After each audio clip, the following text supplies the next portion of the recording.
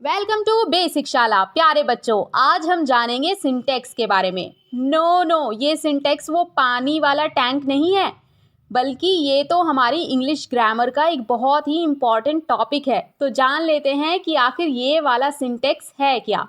बच्चों, जब आप स्कूल से थक कर आते हैं और आपको बहुत ज़ोर से भूख लगी होती है, तो आप जल्दी से घर में एंटर करते ही सोफ़ा पर फेंक देते होंगे अपना स्कूल बैग।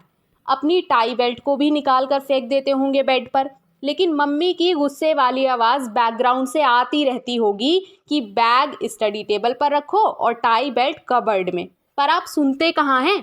फिर आपकी मम्मी ये सारे सामान उनके अपने अपने फिक्स एंड राइट प्लेसेस पर रखती होंगी।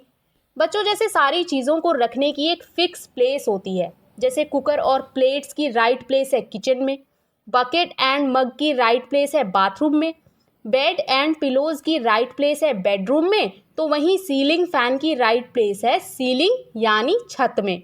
अब ज़रा सोचिए, अगर हम सीलिंग फैन यानी छत पर लगाने वाले पंखे को नीचे फ्लोर पर या ज़मीन पर लगा दें, तो क्या ये दिखने में अच्छा लगेगा या क्या ये अपना काम कर पाएगा?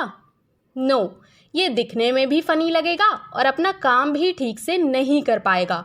बच्चों, ऐसे ही हमारे noun, pronoun, verb, adverb, adjective, जिनके बारे में हम ऑलरेडी पढ़ चुके हैं, इनकी भी अपनी अपनी फिक्स और राइट प्लेस होती है और हमें इन्हें इनके प्लेस पर ही रखना पड़ता है। अगर हम ऐसा नहीं करेंगे तो ये भी सीलिंग फैन की तरह स्टूपिड और फनी लगेंगे। नाउन, प्रोनाउन, वर्ब, एडवर्ब और एडजेक्टिव को मिलाकर जब एक पूरी बात कही जाती है तो ये पूरी लाइन या बात सेंटेंस कहलाती है।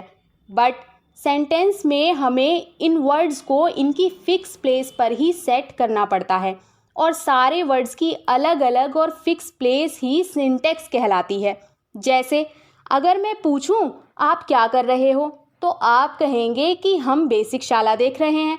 बट अगर आप कहें कि रहे, देख, हैं, शाला, बेसिक, हम, तो क्या मैं आपकी बात समझ पाऊंगी? नहीं समझ पाऊंगी, बल्कि आपका सेंटेंस मुझे बहुत ही फनी और स्टूपिड लगेगा, क्योंकि आपने इसकी सिंटैक्स ख़राब कर दी है। बात को समझाने के लिए हमें अपने सेंटेंसेस की सिंटैक्स को करेक्ट रखना चाहिए। आज के लिए बस इतना ही। आप कहीं जाइएगा मत, बने रहिए हमारे साथ, देखते रहिए बेसिक शाला।